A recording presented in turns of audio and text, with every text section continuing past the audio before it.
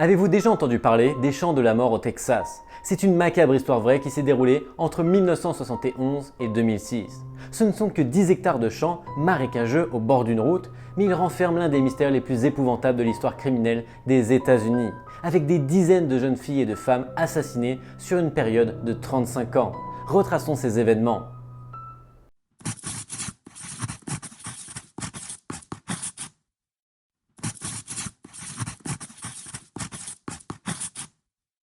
Le début de la saga criminelle des Champs de la Mort du Texas, comme on a fini par l'appeler, les terrains situés le long de l'Interstate 45 à la sortie de Calder Drive au sud de Houston et près de Galveston, remonte à 1971, lorsqu'un adolescent qui a signalé à la police alors qu'il se promenait dans les champs avec son chien, eh bien son chien avait attrapé un crâne entre ses dents et l'avait laissé à ses pieds comme une balle qu'il pouvait lancer comme avec l'un de ses jeux habituels.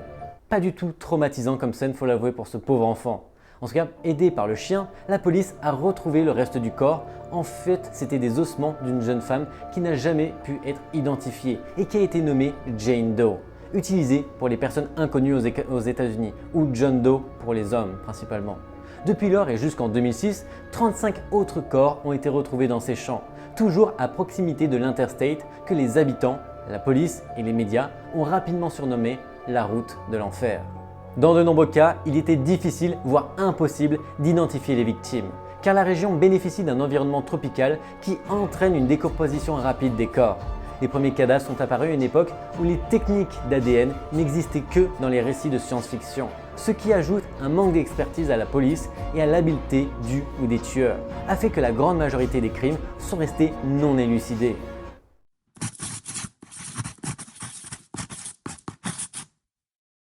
Dans la quasi-totalité des crimes, les enquêtes n'ont abouti à rien. La police a dit aux parents qui demandaient des informations que les meurtres pouvaient avoir été commis par un ou plusieurs tueurs, qu'il s'agisse de gens de passage ou de délinquants sexuels en liberté provisoire dans une prison de la région.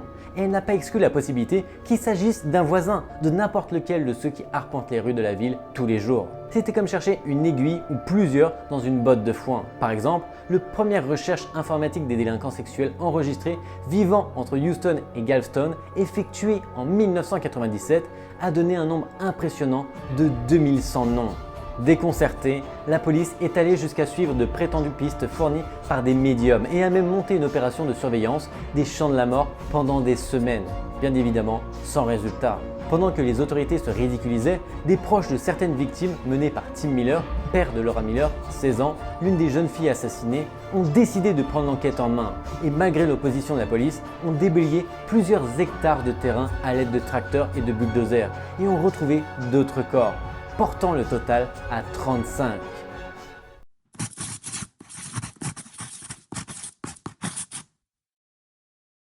Plus de 30 victimes, mais 28 identifiées, pour la plupart des femmes ou des jeunes filles, ont été retrouvées le long du corridor 1 à 45 au sud de Houston entre 1971 et 2016. En effet, la liste est longue et comme on peut la constater, la moyenne d'âge est souvent autour de 15 ans.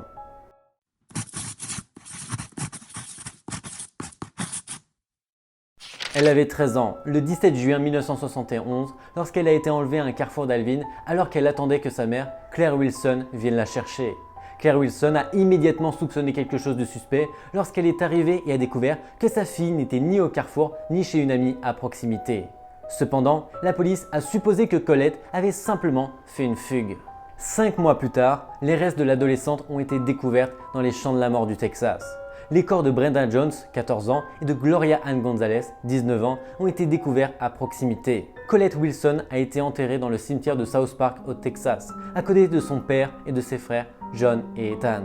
En 1998, Edward Harold Bell, un meurtrier condamné à 70 ans de prison pour avoir tué un marine et s'être enfui au Panama, a déclaré au procureur qu'il avait également assassiné 11 jeunes filles dans les années 1970. Il a déclaré qu'il ne se souvenait pas de tous les noms de ses victimes, mais qu'elle comprenait plusieurs de celles dont les corps ont été retrouvés dans les champs de la mort au Texas. Colette Wilson, ainsi que Debbie Ackerman, Maria Johnson, Kimberly Pitchford, Rhonda Johnson et Sharon Shaw. Bell est mort en prison en 2019, mais n'a jamais été inculpé pour ses meurtres par manque de preuves. Le 10 septembre 1984, Laura Miller, 16 ans, a disparu à quelques pas de son domicile. En février 1986, son corps a été retrouvé près de Calder Road, sur le même terrain où le corps d'une jeune fille disparue de 23 ans, Heidi Villarreal Faye, avait été découvert après avoir quitté le domicile de ses parents pour se rendre à Houston chez son petit ami en avril 1984. L'assassin de Laura Miller n'a jamais été traduit en justice.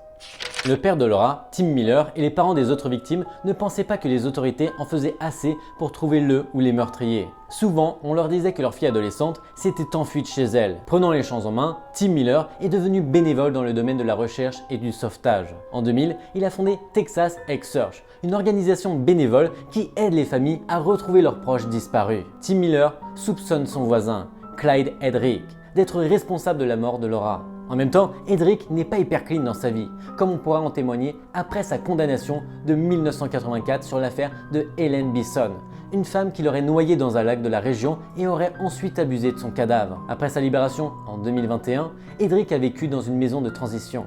En juillet 2022, Tim Miller a obtenu 24 millions de dollars en responsabilité civile et en dommages et intérêts après avoir intenté un procès pour mort injustifiée en 2014 contre Edrick, qui était son ancien voisin. Edrick a été jugé civilement responsable de la mort de Laura Miller, mais n'a pas été inculpé au pénal. Edrick avait un casier judiciaire comprenant des accusations d'effraction, de cambriolage, de vol, d'abus de cadavre, de tentative d'incendie criminel, de possession de marijuana, de conduite en état d'ivresse et d'agression sexuelle. Edrick aurait avoué en prison les meurtres de Laura Miller et Heidi Faye. Il a été condamné pour homicide involontaire en 2014 et libéré en prison en octobre 2021. On ne sait pas où il se trouve actuellement. Shelley Sykes, 19 ans, a été vue pour la dernière fois le 24 mai 1986.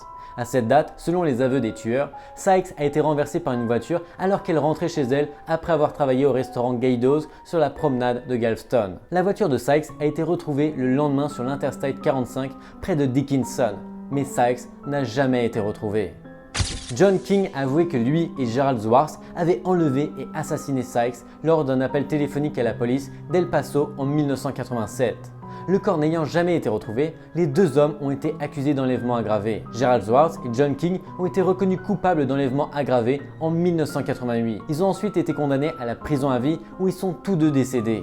King est décédé en octobre 2015 et Schwartz en novembre 2020. La libération conditionnelle de Schwartz a été refusée en 2012 et en 2017.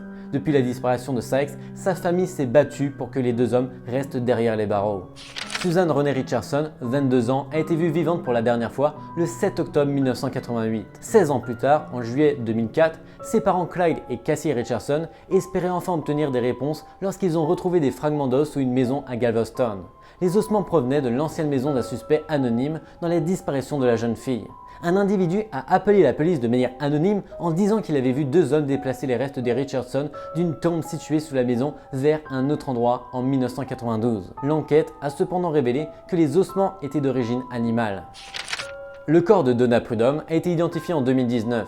28 ans après sa disparition. Cette femme de 34 ans, mariée et mère de 2 enfants, a été vue vivante pour la dernière fois en juillet 1991. Fin 1989, Donna Prudhomme avait demandé à sa sœur, Diane, de lui envoyer son acte de naissance par la poste à son domicile de Clear Lake. Par la suite, on n'a plus jamais entendu parler de Prudhomme. Ses restes ont été découverts dans les champs de la mort du Texas 2 mois plus tard, mais elle est restée Jane Doe pendant près de 30 ans, jusqu'à ce que son ADN puisse être identifié.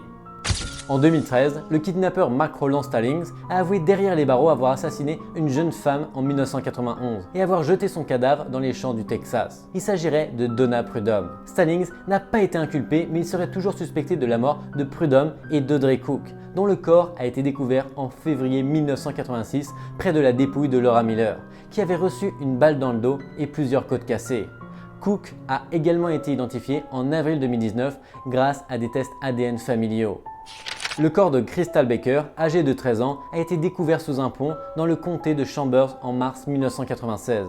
Son assassin a été arrêté plus de 10 ans plus tard grâce au progrès des tests ADN. En 2009, un homme a été arrêté en Louisiane par une infraction à la législation sur les stupéfiants et a dû fournir un échantillon d'ADN.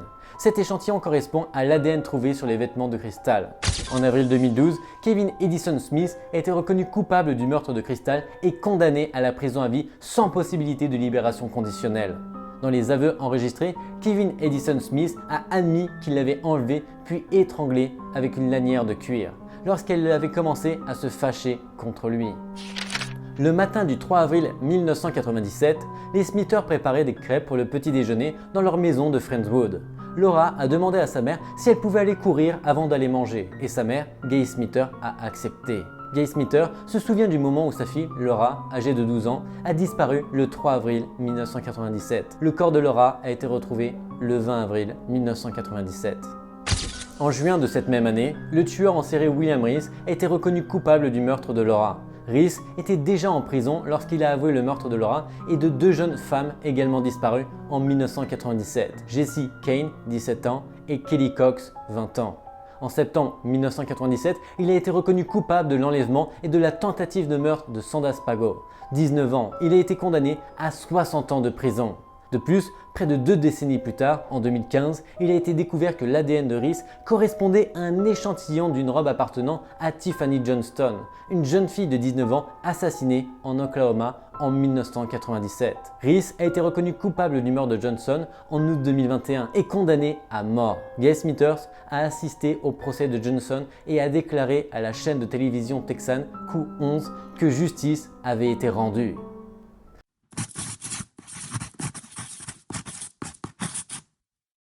Pour les cas que nous avons retracés, nous pouvons observer que plusieurs meurtriers ont eu la même bonne idée pour choisir cet endroit pour se débarrasser de leurs cadavres.